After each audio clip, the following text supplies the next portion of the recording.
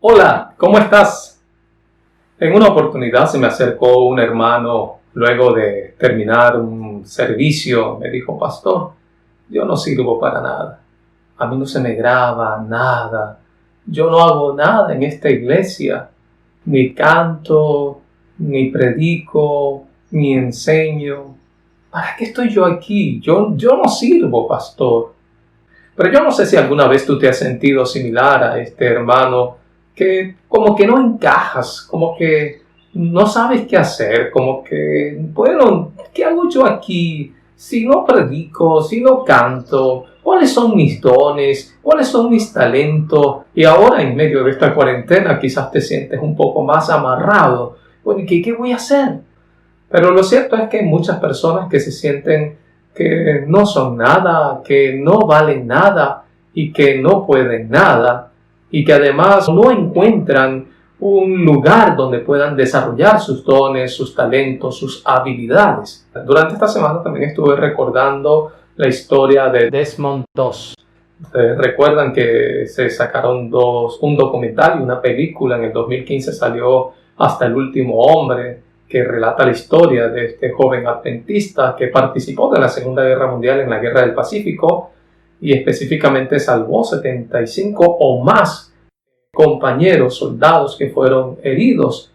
Lo interesante es que un instrumento que se consideraba que no servía para nada, que era débil, su comida era vegetariana, entonces era considerado el eslabón más débil de esa cadena. ¿Qué va a hacer este pobre hombre allí en ese lugar? Lo cierto que de pasar a ser el instrumento más débil se constituyó en el instrumento más fuerte de aquella cadena, rescatando y salvando a aquellos que se burlaban de él y que incluso lo despreciaban. Al final, pues sus mismos compañeros lo reconocieron como un hombre de valor, de energía, de gallardía, de arrojo, porque les había salvado su vida. ¿Qué clase de instrumento eres? Me pregunto, ¿qué estás haciendo con tus dones, con tus talentos, con las habilidades que Dios te ha dado? Recientemente leía unas reacciones a una respuesta que dio el pastor Andrés Peralta con respecto al uso de los memes. Y él decía: esto es un ministerio, y yo pienso que es un ministerio, lo declaraba así de esta manera. Para muchos, la declaración del pastor Peralta suena como muy liberal, como que, bueno, está saliéndose, está usando herramientas que no son las más adecuadas. E incluso algunos estaban allí fuertemente cuestionando la declaración, pero en su estado encontré pues incidencias a juegos de internet en línea, y yo me dije, bueno, pero este está criticando, pero él está usando los memes en su red social, y lo que está usando pues son memes mundanos, memes que pues no tienen un mensaje, nada que ver con lo que nosotros predicamos y enseñamos. Y yo me dije, bueno, pero aquí hay una contradicción. Y se cumple claramente pues el principio: mira la viga que hay en tu ojo para que puedas sacar la pequeña brizna que le ha caído a tu compañero. En la Biblia encontramos algunos instrumentos que fueron usados, que tenían un propósito, pero fueron usados para otra función. Por ejemplo, tenemos a Moisés cuando se encuentra con Dios allá en Éxodo capítulo 4, y Dios le dice: ¿qué tienes en la mano? Y Moisés le responde: una vara, y Dios le dice: échala al suelo. Pero lo cierto es que esa vara, ese instrumento de pastoreo para cuidar las ovejas, para apoyarse en el momento que iba a resbalar el pastor, para defender a sus ovejas, lo cierto es que Dios utilizó una herramienta con un propósito de pastoreo. Ahora una herramienta se convierte en una herramienta de liberación, de rescate, de milagros, porque a través de esta herramienta Dios obra y opera los milagros y las plagas que caen en Egipto. Otro ejemplo lo encontramos en Josué, en el capítulo 6. Allí está por tomar a la ciudad de Jericó. Dios le da una orden a Josué, y dentro de esa orden era pues que tenían que darle la vuelta a Jericó bajo el sonido de los cuernos de carnero. Y lo repite, Dios le repite continuamente: y sonará el sonido de cuerno de carnero. y como 8 veces se menciona la palabra cuerno de carnero, cuerno de carnero. La pregunta es ¿por qué Dios utilizó un cuerno de carnero? ¿Por qué un cuerno de carnero? Pues sencillamente la arqueología nos ha mostrado que los israelitas tenían lugares donde ofrecían sacrificios porque cuando excavan encuentran cuernos de carnero que no servían para nada. Dentro del servicio, del sacrificio, de todo lo que tenían que hacer con el animal, Dios dio indicaciones muy precisas. Pero ¿qué hacían con los cuernos? Pues no hacían nada, los botaban, los desechaban. Y Dios le está diciendo, con eso que tú desechas, con eso que no sirve para nada, con esa herramienta que no te sirve, con esa herramienta vas a ir a derribar los muros de Jericó, va a venir el milagro, vas a operar. Y es posible que tú sientas que tus dones no son muy buenos.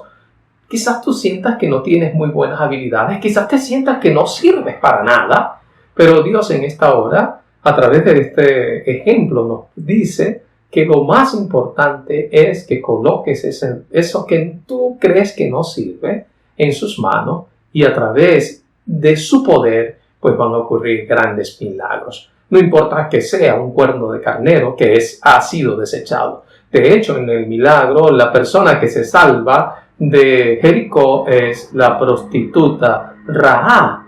Y encontramos que una mujer desechada, Dios la salva, Dios la rescata y esta mujer se llega a incluir dentro de la genealogía de Jesucristo. Más adelante en la historia de los jueces vamos a encontrarnos con 2 jueces interesantes. Cuando ustedes leen el versículo de allí en Jueces capítulo 3, 31, dice que él tomó una aguijada de bueyes y con esa aguijada de bueyes él salvó a Israel. ¿Y qué era una aguijada de bueyes? Era un palo con una puya, un palo con un aguijón que se usaba para arrear los bueyes. Y con esa aguijada de arrear bueyes, él se enfrenta a un ejército y Dios opera un milagro y libera al pueblo, salva al pueblo de la opresión de los filisteos.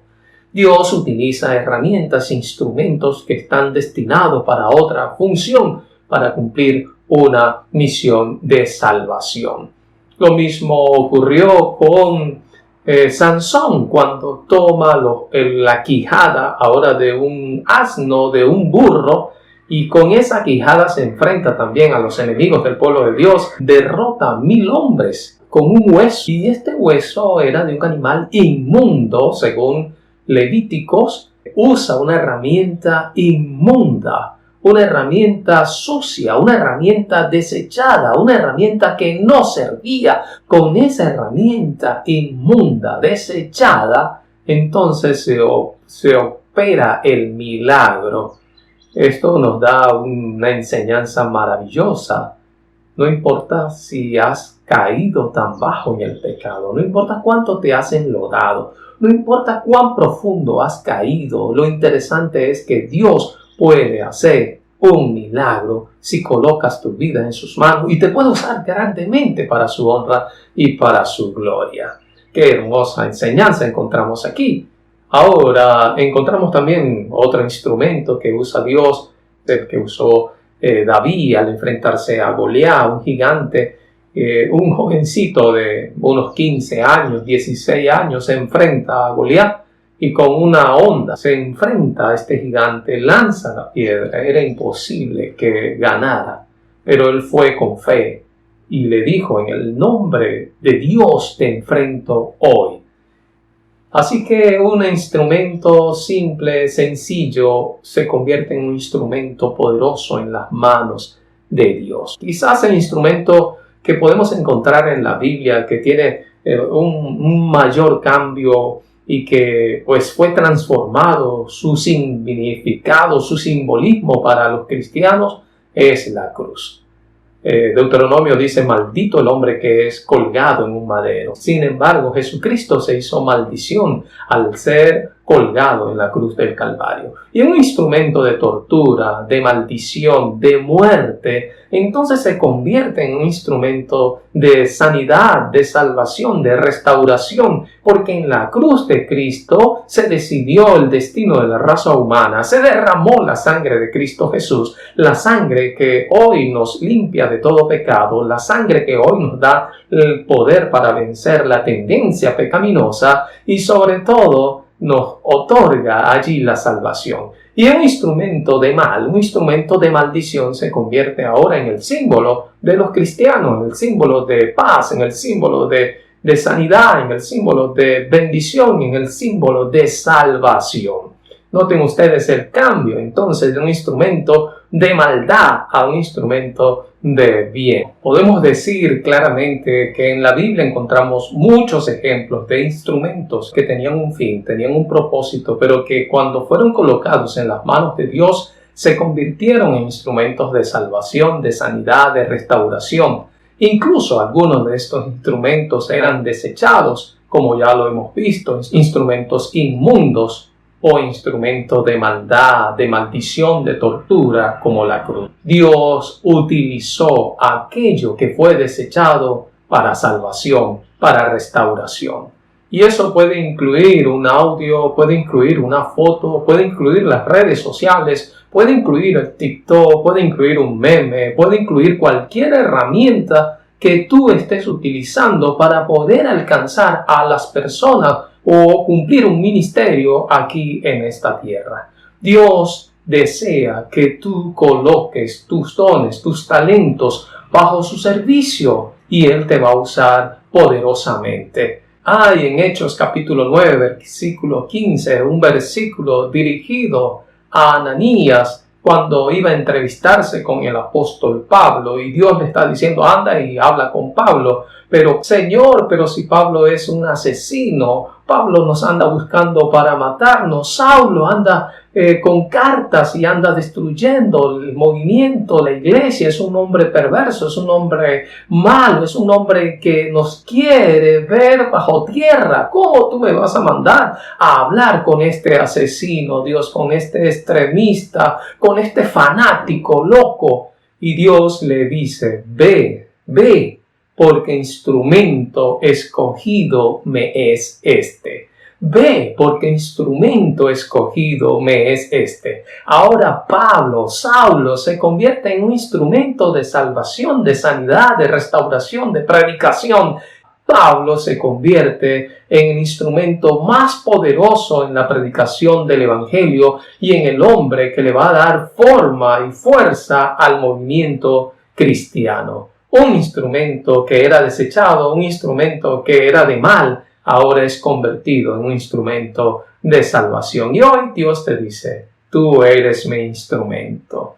Tú eres mi instrumento. Tú y yo somos los instrumentos de Dios. Vosotros sois la luz del mundo. Vosotros sois la sal de la tierra. Eres un instrumento de Dios. Y si te colocas en la mano de Dios, no importa quién eras, qué hiciste, qué has hecho. Lo importante es que si estás en la mano de Dios, vas a ser un instrumento de sanidad, de restauración, de salvación, de ayuda para otros. ¿Qué le respondes a Dios? ¿Qué le respondes a Él? ¿Qué le respondes al Señor? ¿Qué vas a hacer con tus dones? ¿Qué vas a hacer con tus talentos? ¿Qué vas a hacer con tus habilidades? ¿Qué vas a hacer con las herramientas que Dios ha colocado en tus manos? Mi oración es que tú respondas, heme aquí, envíame a mí. Heme aquí, Señor, envíame a mí. Que Dios te bendiga. Un abrazo.